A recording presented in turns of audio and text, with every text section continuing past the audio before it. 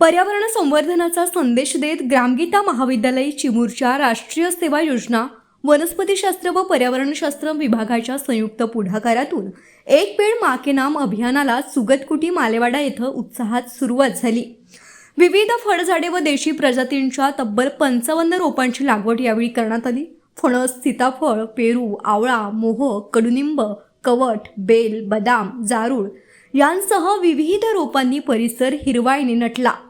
विशेष म्हणजे वृक्षारोपणापुरतं अभियान मर्यादित न ठेवता लावलेल्या प्रत्येक रोपट्याच्या संगोपनाची जबाबदारी उपस्थितांनी स्वीकारत पर्यावरण रक्षणाचा संकल्प केला। कार्यक्रमाला प्राचार्य डॉक्टर सुनंदा आसवले यांच्यासह सुगतकुटी व्यवस्थापन समितीचे पदाधिकारी, जेतवन बुद्ध विहारचे पदाधिकारी, शिक्षक, शिक्षकेतर कर्मचारी, विद्यार्थी आणि राष्ट्रीय स्वयंसेवक मोठ्या संख्येने उपस्थित होते। झाड लावणं जितकं आवश्यक आहे तितकंच त्याचं संगोपन करणंही महत्त्वाचं आहे असा संदेश देत डॉक्टर आसवले यांनी विद्यार्थ्यांना पर्यावरण संवर्धनासाठी पुढाकार घेण्याचं आवाहन केलं। दरम्यान 13 ते 15 ऑगस्ट दरम्यान महाविद्यालय परिसरात आणखी 55 रोपांची लागवड करण्यात येणार असून त्यांच्या देखभालीची जबाबदारी विद्यार्थी व स्वयंसेवकांकडे सोपविली जाणार आहे। आईच्या नावानं एक झाड या भावनिक संकल्पनेतून सुरू झालेलं हे अभियान पर्यावरण प्रेमींसोबतच सामाजिक बांधिलकीची जाणीव रुजविणारं ठरत आहे।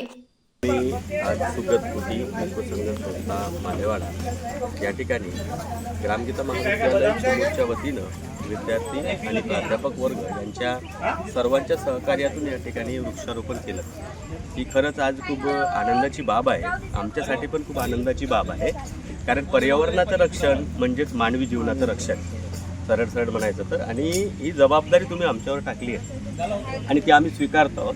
या ठिकाणी याच झाडांव्यतिरिक्त आम्ही आमच्या स्वकष्टानं पण पुष्कळची झाडं उभी केली आहेत। हा प्रिमायसेस तसाही पूर्णपणे सुरक्षित आहे आणि या गावची मंडळी झाडांचं जोपासना करण्यामध्ये, त्यांचं संवर्धन करण्यामध्ये सर्वथा पुढे येतात। त्याच्यामुळं इथला शेतकरी असो, कष्टकरी वर्ग असो, खुराकी असो, तो सुद्धा झाडांना वाचवून त्यांचं संरक्षण करूनच आपले गुरंढोरं सांभाळतात। आणि मी तुम्हाला हमी देतो निश्चितपणे की या ठिकाणी तुम्ही लावलेली सर्व झाडे चांगलं संगोपन करून त्यांची चांगली वाढ होईल आणि तुम्ही याच्यानंतर जेव्हा या ठिकाणी भेटीला याल तर ही झाडं तुम्हाला बहरलेली दिसतील, मोठी झालेली दिसतील, अशी मी या ठिकाणी तुम्हाला